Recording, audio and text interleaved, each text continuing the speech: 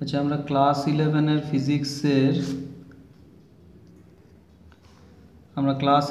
ফিজিক্সের স্কেলার ও ভেক্টর এই চ্যাপ্টারটি আজকে স্টার্ট করছি। আজকে আমরা এর প্রথম অংশটি পড়ব। প্রথমেই আমরা দেখব স্কেলার ও ভেক্টর। এটা তোমরা আগেই পড়েছো, স্কেলার কাকে বলে ভেক্টর কাকে বলে, তো সেটা আমরা একটু আগে ফার্স্টে দেখে নিই। ধরো আমি বললাম আমি স্কুল থেকে 5 কিলোমিটার গেলাম, কিন্তু কোন দিকে গেলাম সে সম্বন্ধে কিছু বললাম না। তাহলে এখানে এই যে ভৌত রাশিটা পেলাম সেটা হচ্ছে দূরত্ব, এর শুধুই মান আছে 5 কিলোমিটার, কোনো অভিমুখ নেই, এবং এটা হচ্ছে এখানে দূরত্বটা হচ্ছে এখানে তাহলে স্কেলার রাশি। ঠিক আছে, তাহলে আমি বললাম যে আমি স্কুল থেকে 5 কিলোমিটার গেলাম, কিন্তু কোন দিকে গেলাম সে সম্বন্ধে কিছু বললাম না।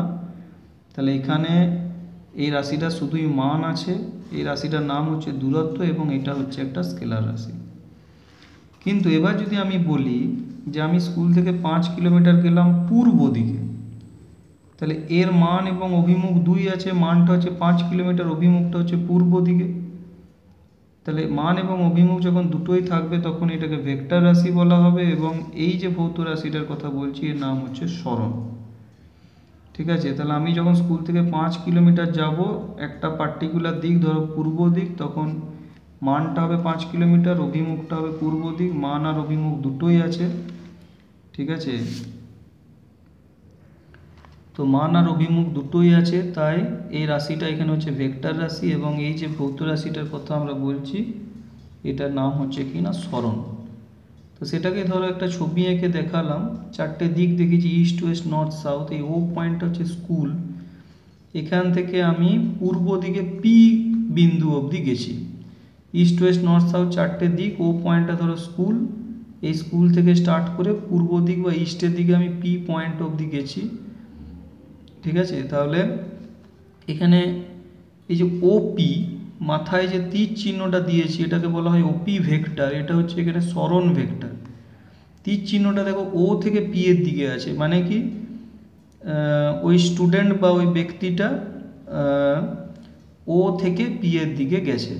ঠিক আছে, তাহলে এখানে ওপি মাথায় এই যে তীর চিহ্নটা এটাই হচ্ছে এখানে ওপি ভেক্টর, এটা হচ্ছে একটা সরণ ভেক্টর। ওপি মাথায় তীর চিহ্ন এটা হচ্ছে ওপি ভেক্টর, বা এটা এখানে হচ্ছে সরণ ভেক্টর। তীরটা ও থেকে পি এর দিকে আছে, অর্থাৎ ব্যক্তিটা ও থেকে পি এর দিকে যাচ্ছে। ঠিক আছে, এটাই তাহলে দিকটাকে বোঝাচ্ছে। আর দেখো এটা হচ্ছে mod of vector P, modulus of vector P. Modulus of vector P মানেই হচ্ছে ওপি ভেক্টরের মান, সেটা হচ্ছে এখানে 5 কিলোমিটার। ঠিক আছে, মডিউলাস অফ ভেক্টর পি মানেই হচ্ছে ওপি ভেক্টরের মান, সেটা হচ্ছে 5 কিলোমিটার। তো এইভাবে মডিউলাস দিয়ে ভেক্টরের মানটাকে বোঝানো হয়, আর মাথায় তীর চিহ্নটা দিয়ে দিলেই কোন দিক থেকে কোন দিকে যাচ্ছে সেটা আমরা দেখাতে পারবো। তো একটা ভেক্টরকে এইভাবেই দেখানো হয়। এবার নেক্সট একটা টার্ম হচ্ছে একক ভেক্টর। দেখো এটা একটা আর ভেক্টর দিয়েছি, আর মাথায় ভেক্টর, সেই আর ভেক্টর বরাবর একক ভেক্টরটাকে আর হ্যাট বা আর ক্যাপ দিয়ে লেখা হয়। ঠিক আছে, আর একটা ভেক্টর এইদিকে, সেই আর ভেক্টর বরাবর একক ভেক্টর বা ইউনিট ভেক্টরটাকে আর হ্যাট বা আর ক্যাপ দিয়ে লেখা হয়। ঠিক আছে, তো আর হ্যাটটা কীভাবে পাওয়া যায়, একক ভেক্টর, তাহলে আর হ্যাটটা কী জিনিস বললাম, ভেক্টর আর বরাবর একক ভেক্টর। আর হ্যাটটা কীভাবে পাবো না, vector R by mod of vector R. Mod of vector মানে হচ্ছে ভেক্টর আর এর মান। ভেক্টর আর কে যদি ভেক্টর আর এর মান বা মড দিয়ে ভাগ করা হয় তাহলেই আমরা ভেক্টর আর বরাবর একক ভেক্টর অর্থাৎ আর হ্যাটটা পেয়ে যাব।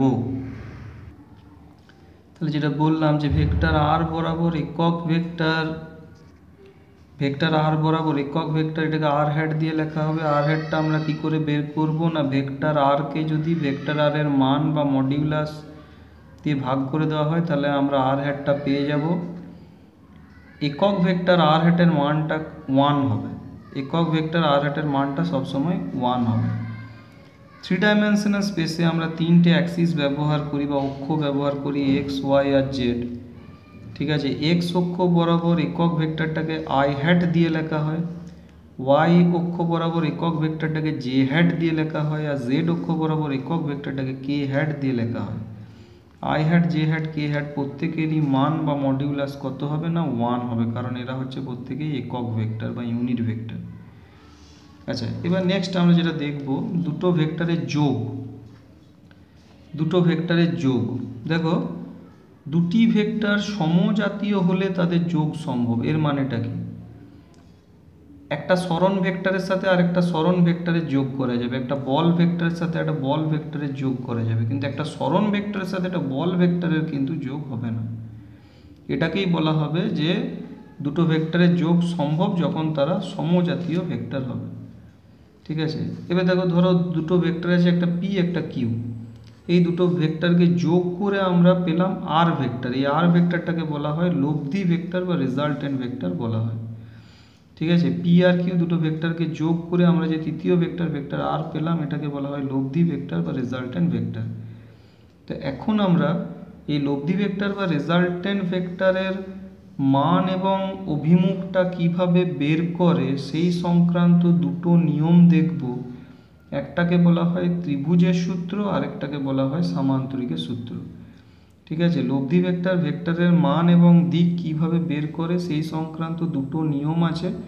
একটাকে বলা হয় ভেক্টর যোগের ত্রিভুজ সূত্র, আরেকটাকে বলা হয় ভেক্টর যোগের সামান্তরিকের সূত্র।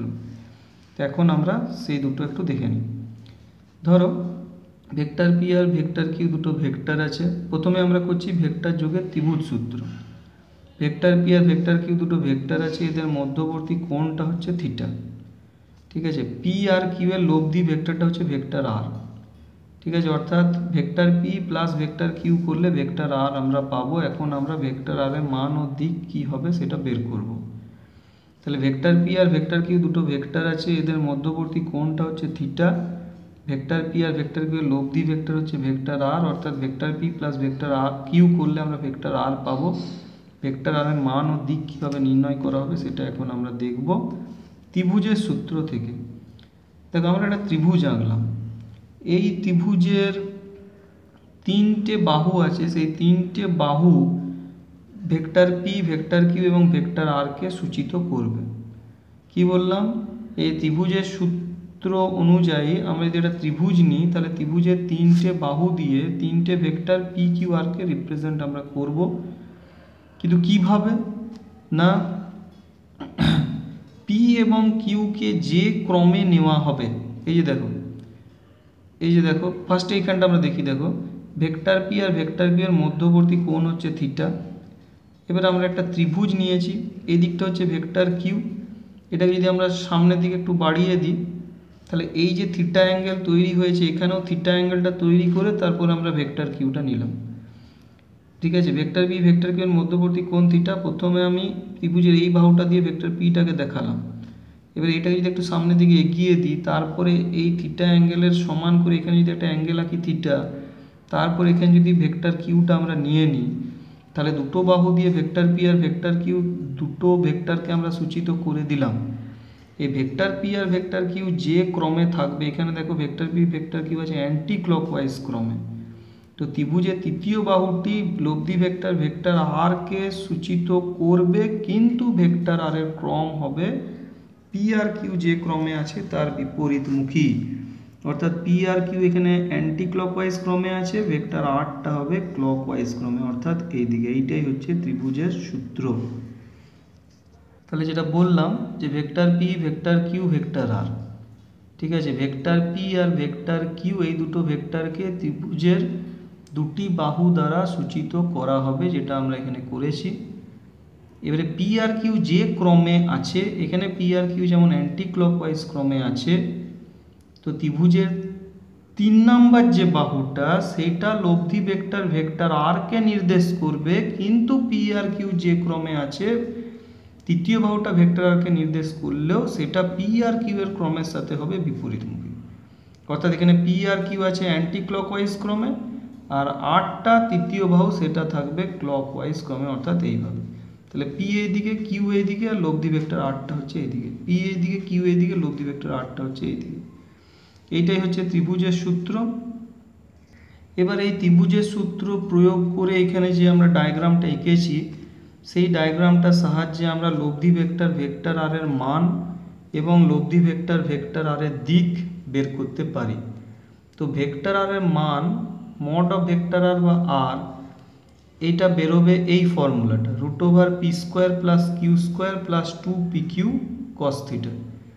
ঠিক আছে, ভেক্টর আর এর মান বা মড অফ ভেক্টর আর বা আর এটা বেরোবে এই ডায়াগ্রামটা থেকে কত আসবে না, এটা প্রমাণ করা যায় যে ভেক্টরের মান বা মড অফ ভেক্টর আর বা আর এটা আসবে √p² plus q² plus 2pq cos theta, এটা প্রমাণ করা যাবে।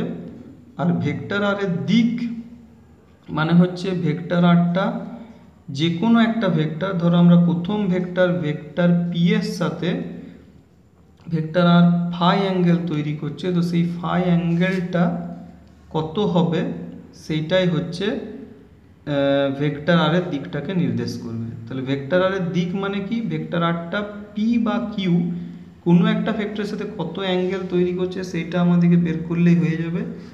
তো আমরা ভেক্টর আরটা প্রথম ভেক্টর পি এর সাথে ধরে নিলাম ফাই অ্যাঙ্গেল তৈরি করছে, সেই ফাই অ্যাঙ্গেলটার মান কত হবে সেটা জানলেই ভেক্টর আর এর দিকটা আমরা পেয়ে যাব। তো এটাও এই ডায়াগ্রাম থেকে প্রমাণ করা যায় যে ট্যান ফাই এর ভ্যালুটা হবে Q sine theta by P plus Q cos theta. Tan phi এর ভ্যালুটা হবে Q sine theta by P plus Q cos theta, যেখানে থিটাটা হচ্ছে পি আর কিউ এর মধ্যবর্তী কোণ। এই ত্রিভুজের সূত্রে একটা উদাহরণ দিই, দেখো ধরো এখানে একটা ঘর আছে, এখানে একটা গাছ আছে, তো আমরা ঘর থেকে গাছে যেতে হবে। তো আমরা দেখো এইখান থেকে ফার্স্টে এইখানে গিয়ে এখানে যেতে পারি, এটা হচ্ছে ভেক্টর পি, এটা হচ্ছে ভেক্টর কিউ, বা এইভাবে না গিয়ে আমরা যদি সরাসরি এইভাবে যাই ভেক্টর আর এর দিকে, সেই আরটা হচ্ছে এখানে লব্ধি ভেক্টর এবং আর সমান হচ্ছে পি প্লাস কিউ। তাহলে ঘর থেকে গাছে যেতে গেলে এইখান থেকে এইখান, তারপর এইভাবে প্রথমে পি তারপর কিউ পেলাম, এটা একটা উপায়। কিংবা এইভাবে না গিয়ে সরাসরি ভেক্টর আর বরাবর যদি যায় সেটাও একটা উপায়, যেখানে আর সমানই হচ্ছে পি প্লাস কিউ লব্ধি ভেক্টরটা। এবার আমরা নেক্সট পড়বো, দেখো ভেক্টর যোগের সামান্তরিক সূত্র। নেক্সট পড়বো ভেক্টর যোগের সামান্তরিক সূত্র। আবার আমরা দুটো ভেক্টর নিচ্ছি, ধরো ভেক্টর পি ভেক্টর কিউ, তাদের মধ্যবর্তী কোণ থিটা। এই দুটো ভেক্টরকে যোগ করলে যে লব্ধি ভেক্টরটা পাবো সেটা হচ্ছে ভেক্টর আর, অর্থাৎ vector P plus vector Q সমান হবে ভেক্টর আর। তো সেই লব্ধি ভেক্টরের মান ও দিক কি হবে সেটা এবার আমরা সামান্তরিকের সূত্র থেকে বের করব। ঠিক আছে, তাহলে দুটো ভেক্টর নিচ্ছি, একটা হচ্ছে ভেক্টর পি একটা ভেক্টর কিউ, তাদের মধ্যবর্তী কোণ হচ্ছে থিটা। ভেক্টর পি আর ভেক্টর কিউকে যোগ করলে যে লব্ধি ভেক্টর আরটা পাবো তার মান ও দিক কী হবে, এবার যদি আমরা এটাকে সামান্তরিকের সূত্র থেকে বের করব, তো সেই ভেক্টর যোগের সামান্তরিকের সূত্রটা কি সেটা এবার আমরা জানব। দেখো ভেক্টর পিটা যেমন আছে এখানে আঁকলাম, ভেক্টর কিউটা যেমন আছে এখানে আঁকলাম, মাঝখানে কোণটা হচ্ছে থিটা। তো পি আর কিউ যদি একটা সামান্তরিকের দুটো বাহু হয়, এবার যদি আমরা এই সামান্তরিকটাকে কমপ্লিট করি, ধরো পি এর প্যারালাল একটা বাহু কিউ এর প্যারালাল একটা বাহু, তাহলে পি ও কিউ দুটি সমজাতীয় ভেক্টরকে যদি কোনো সামান্তরিকের দুটি সন্নিহিত বাহু দ্বারা সূচিত করা হয়, এই যে সন্নিহিত বাহু মানে অ্যাডজাসেন্ট সাইড, টাচ করে আছে পরস্পরকে, এখান থেকেই শুরু হচ্ছে দুটো বাহু, তবে ওই বাহুদ্বয়ের ছেদবিন্দুগামী, এই বাহুদ্বয়ের ছেদবিন্দুগামী সামান্তরিকের কর্ণটি, এই যে কর্ণ বা ডায়াগোনালটা, সেটাই লব্ধি ভেক্টর আরকে সূচিত করবে। তাহলে ভেক্টর পিটা যেমন আছে আঁকলাম, ভেক্টর কিউটা যেমন আছে আঁকলাম, পি এর প্যারালাল একটা বাহু নিলাম, কিউ এর প্যারালাল একটা বাহু নিলাম, নিয়ে একটা সামান্তরিক তৈরি করলাম। এবার এই যে পি আর কিউ যে পয়েন্ট থেকে স্টার্ট হচ্ছে সেই পয়েন্ট বরাবর আমরা যদি কর্ণ বা ডায়াগোনালটা টানি, সেই কর্ণ বা ডায়াগোনালটায় লব্ধি ভেক্টর আরকে নির্দেশ করবে। ঠিক আছে, বেশ। এবার এই ত্রিভুজের সূত্র প্রয়োগ করে আমরা যদি এই ডায়াগ্রামটা থেকে এবারে ভেক্টর আর এর মানটা বের করি, অর্থাৎ মড অফ ভেক্টর আর বা আরটা বের করি, সেটা আসবে √p² plus q² plus 2pq cos theta. অর্থাৎ ত্রিভুজের সূত্র থেকে যে ফর্মুলাটা বেরোচ্ছে সামান্তরিকের সূত্র থেকেও কিন্তু সেই একই ফর্মুলাই বেরিয়ে আসবে। ঠিক আছে, এই ডায়াগ্রামটা যদি এবার আমরা কমপ্লিট করি, তাহলে দেখা যাবে এই ডায়াগ্রামটা সামান্তরিকের অর্ধেক অংশ মানেই হচ্ছে একটা ত্রিভুজ। ত্রিভুজের সূত্রে যে ডায়াগ্রামটা এসেছে সামান্তরিকের সূত্র থেকেও সেই ডায়াগ্রামটাই চলে আসবে, এবং এই ডায়াগ্রাম থেকে আমরা লব্ধি ভেক্টর, ভেক্টরের মান বা মড অফ ভেক্টর বা আরটা বের করতে পারবো √p² + q² plus 2pq cos θ। অর্থাৎ ত্রিভুজের সূত্রের ক্ষেত্রে ভেক্টরের মান যা এসেছে সামান্তরিকের সূত্র থেকেও তাই আসবে। আর ভেক্টর আর এর দিকটা কি করে বের করব না, লব্ধি ভেক্টর ভেক্টর আরটা প্রথম ভেক্টর ভেক্টর পি এর সাথে যদি ফাই অ্যাঙ্গেল তৈরি করে, ঠিক আছে, লব্ধি ভেক্টর ভেক্টর আরটা প্রথম ভেক্টর ভেক্টর পি এর সাথে যদি ফাই অ্যাঙ্গেল তৈরি করে, তাহলে ওই ফাই অ্যাঙ্গেলটাই ভেক্টর আর এর দিকটা নির্দেশ করবে, এবং ওই ডায়াগ্রাম থেকে tan phi সমান আসবে q sin θ by p plus q cos θ। ওই ডায়াগ্রাম থেকে tan phi সমান আসবে q sin θ by p plus q cos θ। তো এই যে ভেক্টর আর লব্ধি ভেক্টর ভেক্টরের মান এবং তার দিক বের করার যে ফর্মুলা দুটো, এই দুটো কিন্তু তোমাদেরকে খুব ভালো করে পড়তে হবে।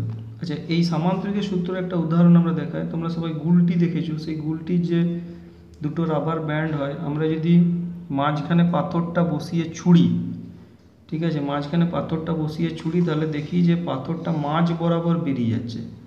তো যখনই পাথরটাকে টানবো, এই ব্যান্ডের উপর একটা বল কাজ করবে, সেটা হচ্ছে ভেক্টর পি।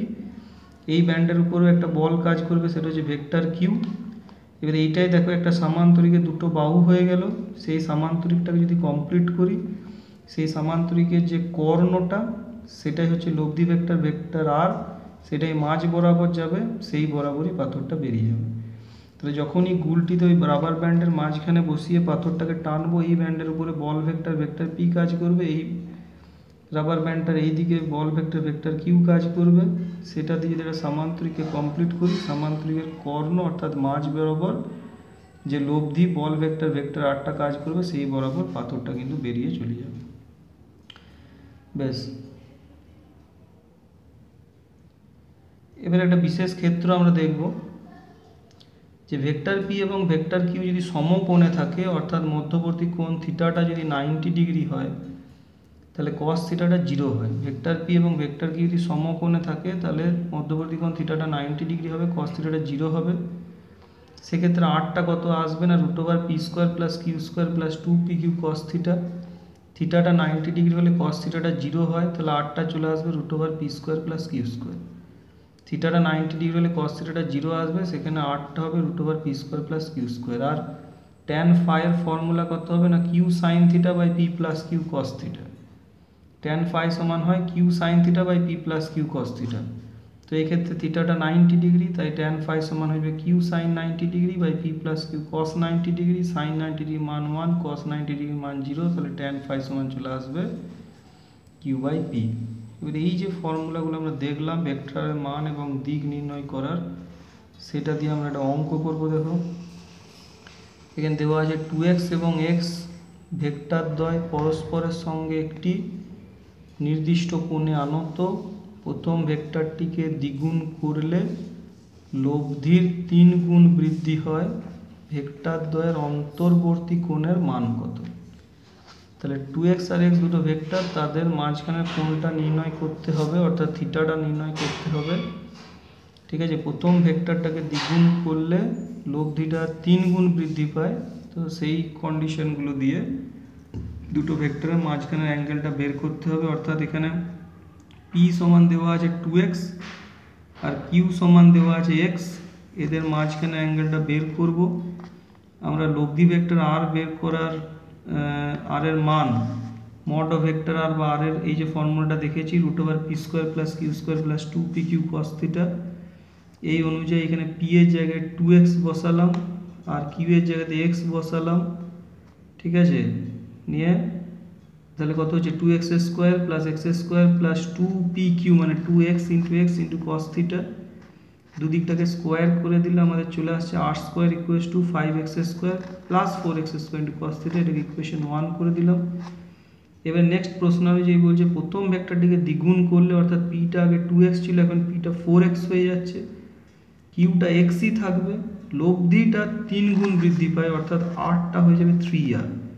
তাহলে এখন এই ইকুয়েশনটা চেঞ্জ হয়ে যাবে আর এর জায়গায় 3r সমান √p² মানে হচ্ছে √4x এর whole square plus Q square মানে plus X square plus 2 × p³ 2 × 4x × x × cos θ। দুদিকে স্কোয়ার করে দিলে চলে আসবে 9r² = 17x² plus 8x² cos θ। এটা ইকুয়েশন 2। 2 কে 1 দিয়ে ভাগ করলে r² কেটে যাবে। তারপর যদি আমরা সলভ করতে থাকি এইভাবে, তাহলে cos θ এর মানটা আসবে -1 মানে cos 180 ডিগ্রি, তাহলে থিটাটা চলে আসবে 180 ডিগ্রি। ঠিক আছে, cos θ -1 আসছে মানে cos 180 ডিগ্রি, তার মানে থিটাটা 180 ডিগ্রি। অর্থাৎ এক্ষেত্রে এই অঙ্কটাতে দুটো ভেক্টরের মধ্যবর্তী কোণ কত হবে না 180 ডিগ্রি হবে। এবার নেক্সট আমরা যেটা দেখব, দুটি সমকৌণিক উপাংশে ভেক্টরের বিভাজন। দুটি সমকৌণিক উপাংশে ভেক্টরের বিভাজন। দেখো পি এবং কিউ এই দুটো ভেক্টরকে যোগ করলে যেমন ভেক্টর আর পাওয়া যায়, ঠিক সেই রকম ভেক্টর আর কে ভাঙলে ভেক্টর পি ও ভেক্টর কিউ পাওয়া যাবে। অর্থাৎ আর ইকুয়াল টু লিখতে পারবো পি প্লাস কিউ। এখানে পি আর কিউকে বলা হবে আর এর উপাংশ। পি এবং কিউকে যোগ করলে যেমন ভেক্টর আর পাওয়া যায়, ঠিক সেরকম ভেক্টর আর কে ভাঙলেও আমরা পি আর কিউ দুটো ভেক্টর পেতে পারি। অর্থাৎ আর সমান পি প্লাস কিউ লিখতে পারবো। পি আর কিউ হবে ভেক্টর আর এর দুটি উপাংশ। এবার দেখো ভেক্টর আর কে এখানে আমরা দুটো উপাংশে ভেঙে দিয়েছি, একটা পি আর একটা কিউ। ঠিক আছে, অর্থাৎ R equal to P plus Q. আর পি আর কিউ এখানে হচ্ছে পরস্পর লম্ব, তাই পি আর কিউকে বলা হবে আর এর দুটি কি না সমকৌণিক উপাংশ। ঠিক আছে, কি বললাম, এখানে ভেক্টর আরটা আছে, ভেক্টর আরটাকে দুটো ভেক্টর পি আর কিউতে আমরা ভেঙে দিলাম। তাহলে পি আর কিউ হচ্ছে ভেক্টর আর এর দুটি উপাংশ। আবার ভেক্টর পি আর ভেক্টর কিউ হচ্ছে পরস্পর লম্ব, তাহলে পি আর কিউ এখানে হয়ে যাবে ভেক্টর আর এর দুটি সমকৌণিক উপাংশ। তো পি এর সাথে আর এর কি সম্পর্ক হবে আর কিউ এর সাথে আর এর কি সম্পর্ক হবে সেটাকে দেখো এই দুটো ইকুয়েশন দিয়ে আমরা লিখতে পারবো। যদি ভেক্টর আরটা পি এর সাথে থিটা অ্যাঙ্গেল তৈরি করে, যদি ভেক্টর আরটা ভেক্টর পি এর সাথে থিটা অ্যাঙ্গেল তৈরি করে, যদি ভেক্টর আরটা একটা উপাংশ পি এর সাথে থিটা অ্যাঙ্গেল তৈরি করছে এখানে, ঠিক আছে, ভেক্টর আর পি উপাংশটার সাথে থিটা অ্যাঙ্গেল তৈরি যদি করে, তাহলে পি সমান লিখতে পারবো আর কস থিটা, আর কিউ সমান লিখতে পারবো আর সাইন থিটা। পি সমান লিখতে পারবো আর কস থিটা, আর কিউ সমান লিখতে পারবো আর সাইন থিটা। দেখো এখানে পি আর এর মধ্যে থিটা অ্যাঙ্গেলটা আছে, যাদের মধ্যে থিটা অ্যাঙ্গেল থাকবে সেখানে কস থিটা আসবে।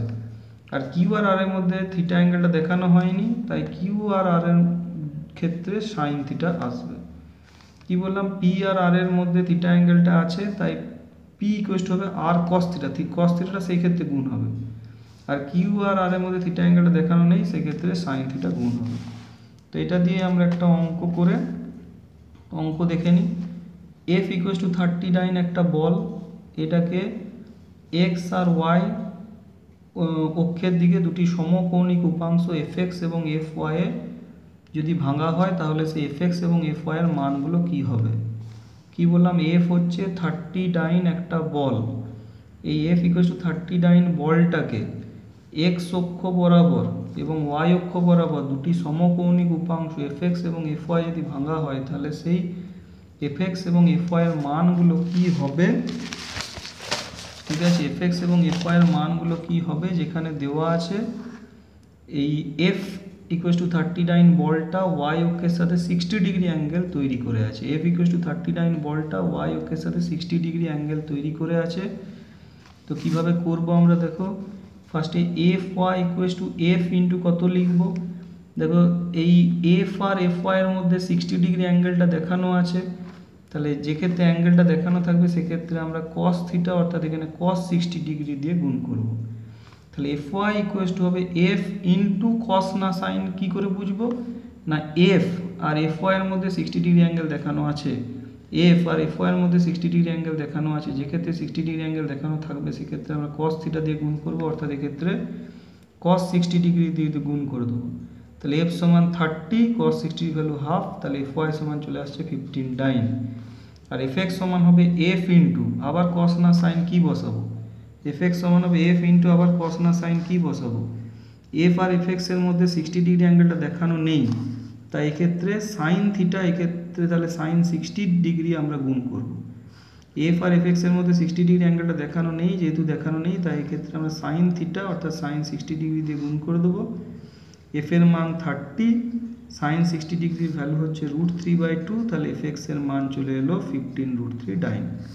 তাহলে এফ ইকুয়ালস টু 30 ডিগ্রি, বলটাকে যদি দুটি উপাংশ এফ এক্স আর এফ ওয়াই ভেঙে দিই, তাহলে দুটি সমকোণিক উপাংশ এফ এক্স আর এফ ওয়াই ভেঙে দিই, এফ এক্স সমান চলে আসবে 15√3 ডাইন আর এফ ওয়াই সমান চলে আসবে 15 ডাইন। ঠিক আছে, তাহলে ভেক্টর চ্যাপ্টারের এই প্রথম অংশটা আমাদের এই অবধি রইল। ভেক্টর চ্যাপ্টারের প্রথম অংশটা আমাদের এই অবধি রইল।